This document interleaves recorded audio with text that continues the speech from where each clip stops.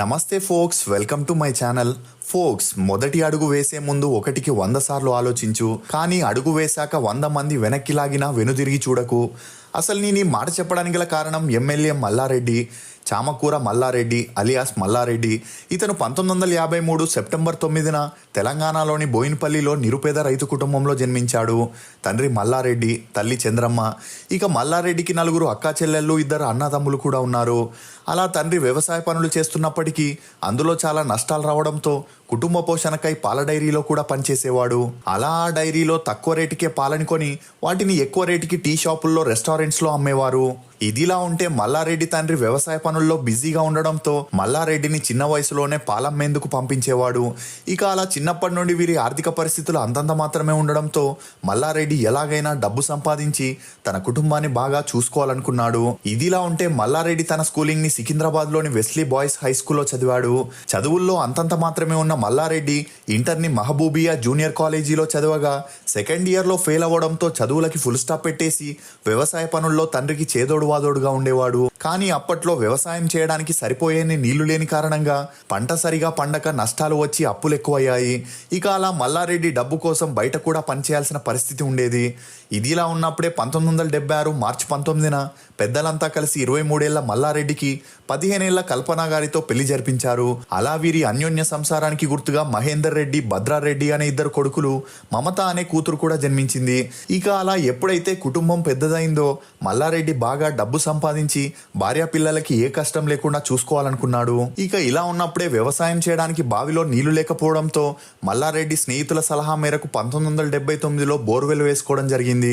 ఇక అలా అప్పు చేసి మరి బోర్ వేసుకొని మొదటిసారిగా గులాబీ తోటని పండించగా అందులో మంచిగా ప్రాఫిట్స్ రావడంతో తండ్రి చేసిన అప్పుల్ని తీర్చడం జరిగింది. ఇక ఇదే సమయంలో తమలాగే చాలా మంది రైతులు నీళ్లు లేక కష్టపడుతుండడంతో ఈ అవకాశాన్ని వినియోగించుకోవాలనుకున్న మల్లారెడ్డి బోర్వెల్ బిజినెస్ ని స్టార్ట్ చేయాలని తన బామ్మర్దైన శ్రీనివాస్ రెడ్డితో కలిసి ప్లాన్ చేశాడు.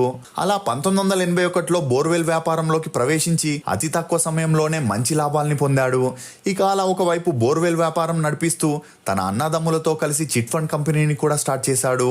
అలా మొదట్లో అన్ని బాగానే సాగుతున్నప్పటికీ వ్యాపారాలు ఎక్కువయ్యే కొద్దీ రౌడీజం ఎక్కువై తన చిట్ ఫండ్ కంపెనీలో అవకతవకలు చేసి అడగడానికి వచ్చిన సామాన్య జనాల్ని కూడా బెదిరించి పంపించేసేవాడు. ఇక అలా కొన్ని సెటిల్మెంట్లు చేస్తుండడంతో రియల్ ఎస్టేట్ మీద కూడా మల్లారెడ్డి కన్ను పడింది. దీంతో తన 4 బావల్ని రియల్ ఎస్టేట్ లోకి దింపి మల్లారెడ్డి వారి వెన్నంటే ఉండి నడిపించేవాడు. ఇక అలా రియల్ ఎస్టేట్ లో తక్కువ రేటుకే భూముల్ని కొనడం లేక కబ్జాలు చేసి ఆ స్థలాల్ని ఆక్రమించుకోవడం చేసేవారు. అలా మల్లారెడ్డి మెల్లమెల్లగా తన బంధువులు, స్నేహితులతో కలిసి తన చుట్టూ ఒక కోటని క్రియేట్ చేసుకోవడం మొదలెట్టాడు. ఇదిలా ఉన్నప్పుడే తమ పిల్లల్ని గవర్నమెంట్ స్కూల్లో కాకుండా ఎంత డబ్బైనా కట్టి ప్రైవేట్ స్కూల్లో చదివిపిస్తున్నారని తెలుసుకున్న మల్లారెడ్డి 1987లో మల్లారెడ్డి మెమోరియల్ అనే ఒక ప్రైవేట్ స్కూల్ ని స్టార్ట్ చేశాడు. ఇక అలా ఆ స్కూల్లో అన్ని ఫెసిలిటీస్ ఉండడంతో జనాలు ఆ స్కూల్లో తమ పిల్లల్ని చేర్పించడానికి ఎగబడడం మొదలెట్టారు. అలా ఆ తర్వాత రోజులు గడిచే కొద్దీ స్కూల్ ఫీజుల్ని పెంచినా కూడా అడ్మిషన్స్ ఎక్కువగా రావడంతో మల్లారెడ్డి మరిన్ని స్కూల్స్ ని స్టార్ట్ చేయాలనుకున్నాడు. ఇక అలా అప్పట్లో మల్లారెడ్డితో రాజకీయ నాయకులు, బిజినెస్ మ్యాన్లు క్లోజ్ గా ఉంటూ మంచిగా సపోర్ట్ చేసేవారు. ఎందుకంటే మల్లారెడ్డి అతి తక్కువ సమయంలోనే కోట్ల కొద్ది డబ్బును సంపాదించడంతో ఆ డబ్బుని ఎలక్షన్స్ టైంలో రాజకీయ నాయకులకి తమ వ్యాపారాలని అభివృద్ధి చేసుకునేందుకు బిజినెస్ మ్యాన్లకి కోట్ల కొద్ది డబ్బుల్ని అప్పుగా ఇచ్చేవాడు. ఇక అలా వీరి సపోర్ట్ తో మల్లారెడ్డిపై సామాన్య ప్రజలు తమకి అన్యాయం జరిగిందని పోలీస్ స్టేషన్ లో కంప్లైంట్ ఇచ్చినా ఎలాంటి ఉపయోగం ఉండేది కాదు. ఇక అలా డబ్బుంటే ఏదైనా చేయొచ్చు అనే నినాదంతో ఉన్న మల్లారెడ్డి రియల్ ఎస్టేట్ ద్వారా సంపాదించిన డబ్బుతో 2 మెడికల్ కాలేజెస్ ని, 13 ఇంజనీరింగ్ కాలేజెస్ ని, 12 CBSE స్కూల్స్ ని, 2 డెంటల్ కాలేజెస్ ని, అగ్రికల్చరల్ కాలేజెస్ తో కలిపి 30కి పైగా కాలేజెస్, స్కూల్స్ ని కలిగి ఉండడం గమనార్హం. ఇక అప్పట్లో మల్లారెడ్డికి చంద్రబాబుతో ఉన్న మంచి స్నేహం కారణంగా తన స్కూల్స్ ని, కాలేజెస్ ని చంద్రబాబు చేతుల మీదుగా ఓపెన్ చేయడం విశేషం. ఇదిలా ఉంటే 1994లో జరిగిన ఎలక్షన్స్ లో టీడీపీ 269 సీట్లను గెలవడంతో ఎన్టీఆర్ గారు సీఎం అయ్యారు. కానీ లక్ష్మీ పార్వతితో ఎన్టీఆర్ గారికి పెరిగిన మంచి సాన్నిధ్యం కారణంగా ఆ పార్టీలో చాలా గొడవలు జరిగాయి. ఇక అదే సమయంలో చంద్రబాబు సీఎం అవ్వాలని, తనకి వ్యతిరేకంగా ఉండే కొంతమంది ఎమ్మెల్యేలని తన వంక తిప్పుకోవాలని, అందుకు కావాల్సిన డబ్బుల్ని కూడా మల్లారెడ్డి నుండి తీసుకున్నట్లు సమాచారం. ఇక అలా మల్లారెడ్డికి రాజకీయంగా కూడా సపోర్ట్ ఉండడంతో లిక్కర్ బిజినెస్ ని కూడా మొదలెట్టాడు. అంతేకాకుండా గవర్నమెంట్ చెరువుల్ని, భూముల్ని కూడా ఆక్రమించుకొని కాంప్లెక్స్లని, అపార్ట్మెంట్స్ ని కూడా కట్టడం మొదలెట్టాడు. అలా గవర్నమెంట్ కి సంబంధించిన 400 కోట్ల విలువైన విలువైన ల్యాండ్స్ ని ఆక్రమించినట్లు మీడియాలో అనేక వార్తలు వినిపించినా వాటిని ఎవరూ సీరియస్ గా తీసుకోలేదు. ఇక అప్పటి వరకు అన్ని బాగానే సాగినప్పటికీ షామీర్పేటలోని 47 ఎకరాల గిరిజన భూముల్ని కబ్జా చేశాడని ఆ గిరిజనులు మల్లారెడ్డి మీద ఎస్సీ ఎస్టీ అట్రాసిటీ అనే 4 కేసుల్ని నమోదు చేశారు. దీంతో తను ఆక్రమించిన భూముల గురించి మీడియాలో రావడంతో మల్లారెడ్డి తన ఆస్తుల్ని నిలుపుకోవడానికి రాజకీయాల్లోకి రావాలనుకున్నాడు. దీంతో 2014 మార్చి 19న టీడీపీలో జాయిన్ అయి ఎంపీగా పోటీ చేయాలనుకున్నాడు.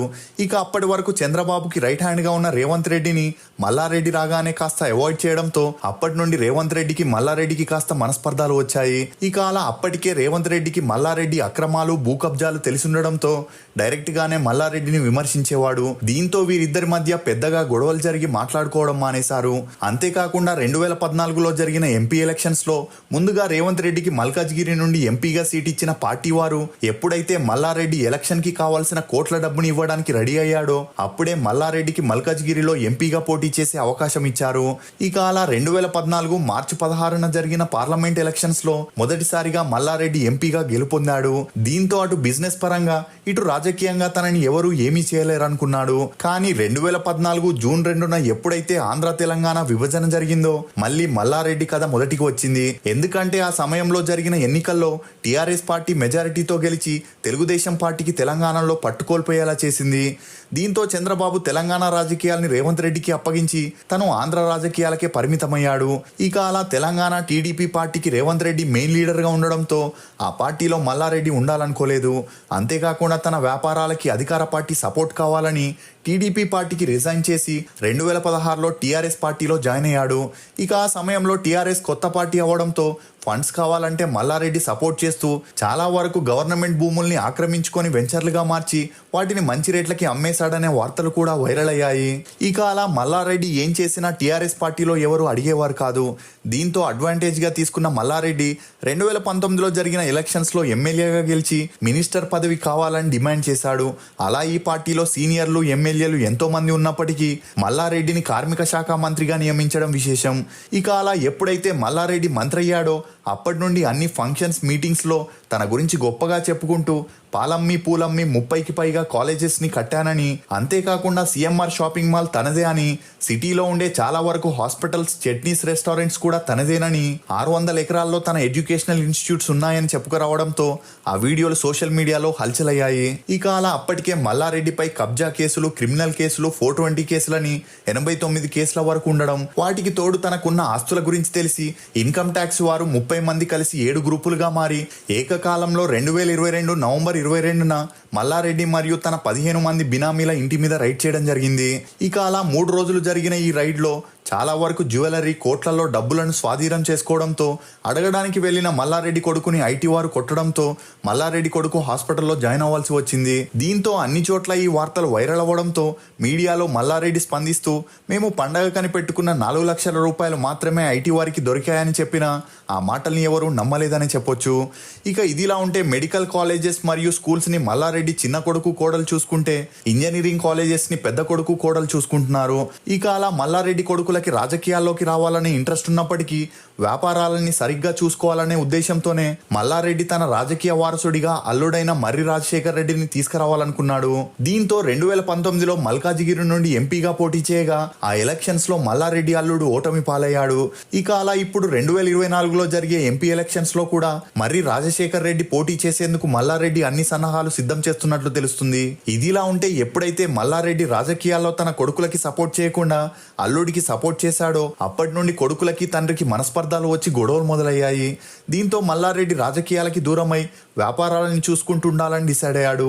కానీ 2023లో వచ్చిన ఎలక్షన్స్ లో చివరిసారి గెలిచి మంత్రి అయ్యాక ఆ తర్వాత రాజకీయ సన్యాసం తీసుకోవాలని డిసైడ్ అయ్యాడు. ఇక అలా అసెంబ్లీ ఎలక్షన్స్ లో పోటీ చేయగా మల్లారెడ్డి ఎమ్మెల్యేగా గెలిచినప్పటికీ టీఆర్ఎస్ పార్టీ మాత్రం అధికారంలోకి రాలేకపోయింది. దీంతో ముఖ్యమంత్రిగా ఉన్న రేవంత్ రెడ్డికి మల్లారెడ్డి లూప్ హోల్స్ అన్ని బాగా తెలిసుండడంతో అక్రమంగా కట్టిన స్కూల్స్, కాలేజెస్ అన్ని ఇప్పటికే పడగొట్టి మల్లారెడ్డి మీద ఉన్న పాత కేసులను కూడా బయటికి తీస్తున్నట్లు తెలుస్తుంది. ఇక ఇదిలా ఉంటే రీసెంట్ గా మల్లారెడ్డి కాలేజ్ స్టూడెంట్స్ ధర్నాలు చేస్తూ ఆ కాలేజీలో డబ్బు తీసుకొని పాస్ చేస్తున్నారని, డబ్బులు ఇవ్వలేని వారిని ఫెయిల్ చేస్తున్నారని, ఫెయిల్ అయిన వారు తమ ఎగ్జామ్ పేపర్స్ ని రీవాల్యుయేషన్ కోసం అడిగితే ఒక్కో పేపర్ కి 10,000 కట్టమంటున్నారని మీడియాకి చెప్తూ వాపోయారు. అంతేకాకుండా స్టూడెంట్స్ దగ్గర కాలేజ్ హాస్టల్ ఫీజు మొత్తాన్ని ఒకేసారి కట్టించుకుంటున్నారని, హాస్టల్లో హైజెనిక్గా లేని ఫుడ్ని పెడుతున్నారని, ఎగ్జామ్లో ఫెయిల్ అయిన వారికి ఇన్ఫార్మ్ చేయకుండానే డీటైన్ చేస్తున్నారని స్టూడెంట్స్ అందరూ మల్లారెడ్డి కాలేజ్ ముందు ధర్నా చేయడం మొదలెట్టారు. ఇక ఈ వార్తలపై మల్లారెడ్డి కోడలు ప్రీతి గారు స్పందిస్తూ, ఇంట్లో చేసిన ఫుడ్లో పురుగులుంటే పారేయరు కదా, అలాగే ఇక్కడ కూడా అడ్జస్ట్ అవ్వాలని చెప్పుకొస్తూ డీటైన్ అయిన స్టూడెంట్స్తో కొంతమంది రాజకీయ నాయకులు కావాలనే ఇలా చేపిస్తున్నారని చెప్పుకరావడం గమనార్హం. ఫోక్స్, అవసరం బట్టే మనుషులు. ఎప్పుడైతే మన అవసరం తీరిపోతుందో మనతో మాట్లాడే విధానం కూడా మారిపోతుంది. ఇది ఫోక్స్ ఎమ్మెల్యే మల్లారెడ్డి గురించి కొన్ని నమ్మలేని నిజాలు. మేం చేసిన ఈ వీడియో మీకు నచ్చినట్లయితే దయచేసి ఒక లైక్ ద్వారా మీ సపోర్ట్ని మాకు తెలియజేయండి. ఈ వీడియో మీద మీ అభిప్రాయాన్ని కమెంట్ సెక్షన్లో తప్పకుండా తెలియజేయండి. For more interesting videos please subscribe to CR voice. Thank you.